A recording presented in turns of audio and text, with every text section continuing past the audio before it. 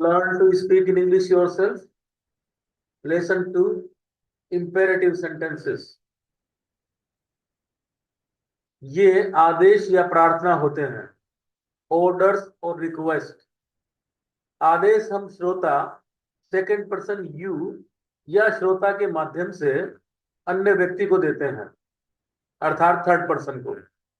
स्पष्ट है कि आदेश वर्तमान समय में ही दिए जाते हैं और इनका टेंस से कोई लेना देना नहीं है। आदेश या प्रार्थना में वर्ब की अर्थात क्रिया की फर्स्ट फॉर्म का प्रयोग होता है। वर्ब वे शब्द हैं जिनके तीन रूप होते हैं और जिनसे कुछ कार्य अर्थात वर्क या एक्शन का बोध होता है। मेन वर्ब्स के एग्जाम्पल प्ले, प्लेड, प्लेड, सिंग, सेंग, संग, कम, केम, कम। यदि कोई वर्ब अपने ऑब्जेक्ट पर काम करती है तो इसे ट्रांजिटिव वर्ब कहते हैं, सकर्मक क्रिया। जैसे ईट फूड, यहाँ ईट वर्ब है और फूड ऑब्जेक्ट है। सिंग सॉन्ग, सिंग वर्ब है और सॉन्ग ऑब्जेक्ट है।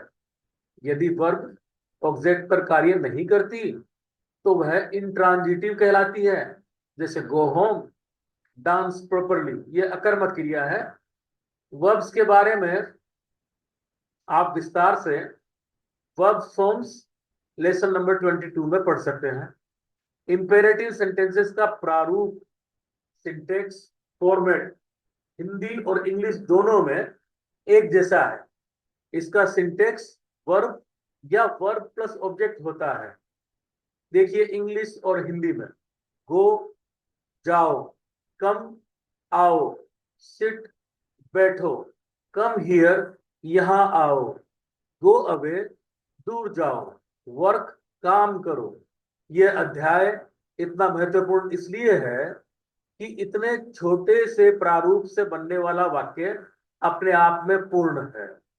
रन भागो, डू इट इसे करो, डू दैट उसे करो, कैच दैट उसे पकड़ो, रन फास्ट तेज भागो, किल इट इसे मारो, जज इट इसका निर्णय करो, चेक कॉपीज कॉपी चेक करो, वर्क सिंसियरली गंभीरता से कार्य करो, टॉक स्लोली धीरे बात करो, कीप क्वाइट चुप रहो, बी केयरफुल सावधान रहो, बी हैप्पी खुश रहो। ध्यान देवें, केयरफुल, हैप्पी आदि एडजेक्टिव है। इनको वर्ब के स्थान पर प्रयोग करने के लिए इनके आगे बी लगाना पड़ता है।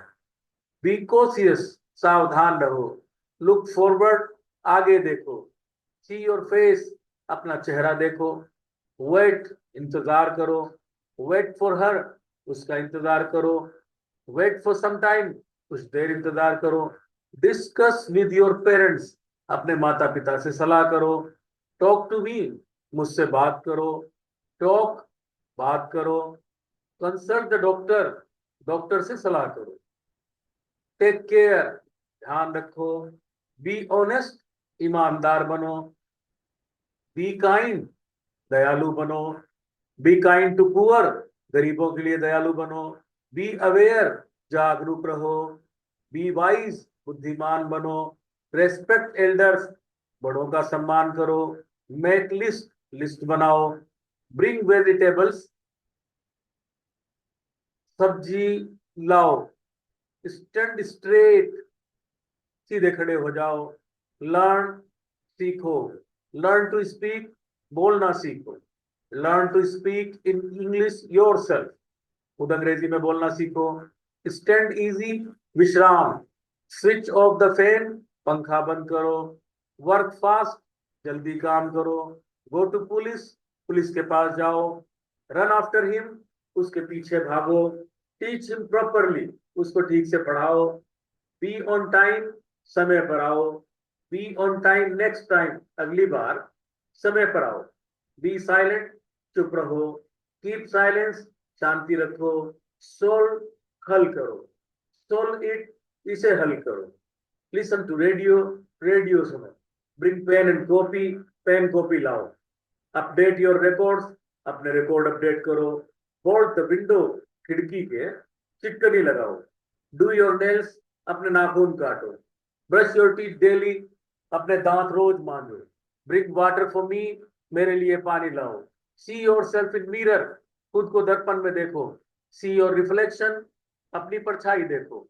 माइंड योर लैंग्वेज, भाषा का ध्यान रखो। टॉक टू द लीडर, नेता से बात करो। जंप आउट ऑफ इट, इसमें से बाहर कूदो। गिव हिम माई मैसेज, उसे मेरा संदेश दो। टेल द ट्रूथ, सच बोलो। गिव एन एग्जाम्पल, एक उदाहरण दो। सोल्व इट योर सेल्फ, इसे खुद हल करो। बी रेडी, तैयार रहो। बी फिट, फिट बनो। बी रेडी फॉर एग्जाम, परीक्षा के लिए तैयार रहो।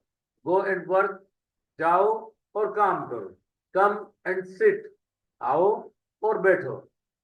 डिस्कस एंड डिसाइड, बात करके निर्णय करो। Solve it and tell me, हल करो और मुझे बताओ। कैच एंड थ्रो, पकड़ो और फेंको। ड्राइव केयरफुली, सावधानी से चलाओ। टेक योर शेयर ओनली, केवल अपना हिस्सा लो। बी ए क्वालिटी मैन, गुणवान बनो। फाइंड माई ग्लासेस, मेरा चश्मा ढूंढो। रिप्लेस इट, इसे बदलो। हैंग दिस पिक्चर, इस पिक्चर को लटकाओ। कीप योर प्रोमिसेस, अपने वादे निभाओ। Negative orders, do not go, जाना मत। डू नॉट ड्राइव फास्ट, तेज गाड़ी मत चलाओ। डू नॉट सिंग, गाओ मत। Do not shout at him, उस पर चिल्लाओ मत। डू नॉट चीट, धोखा मत दो। Do not go near him, उसके पास मत जाओ।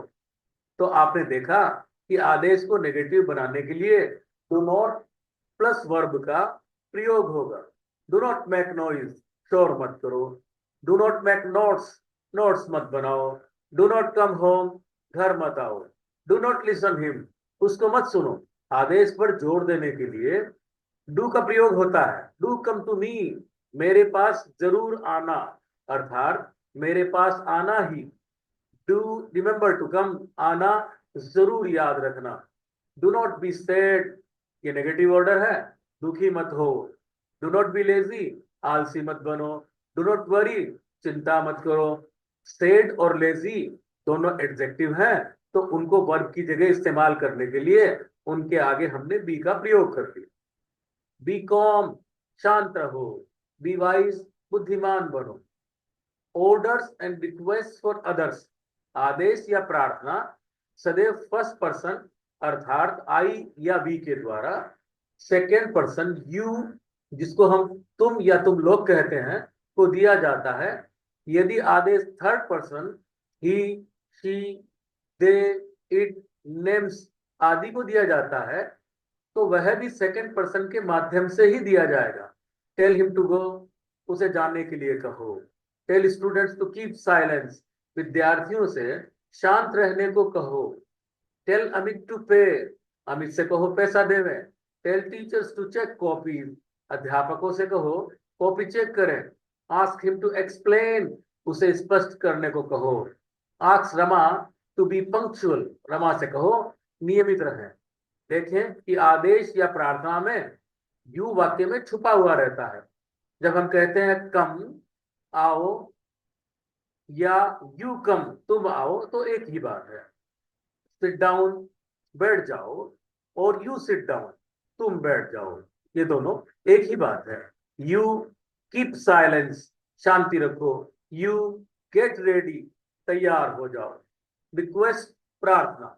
प्रार्थना रिक्वेस्ट का syntax verb plus object plus please है। ऐसी परंपरा है कि अंग्रेजी में आदेश के लिए प्लीज वाक्य के शुरू में, वह प्रार्थना के लिए वाक्य के अंत में लगाते हैं। कम प्लीज, कृपया आइए। टेक टी प्लीज, कृपया चाय लेवें। मीट मी प्लीज, कृपया मुझसे मिलो।